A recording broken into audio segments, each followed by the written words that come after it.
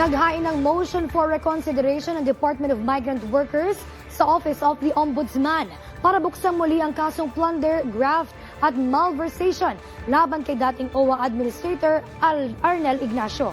Nagugat ang kaso sa undue advantage at tila espesyal na pagtrato umano sa seller ng lupa at hindi pagkakatugma sa inilabas na check ni Ignacio at sa deeds of sale.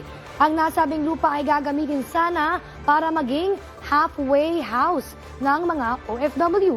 Pero tila minadalian nila ang pagbili sa 1.4 billion pesos na halaga ng lupa dahil hindi rin ito dumaan sa board ng OWA.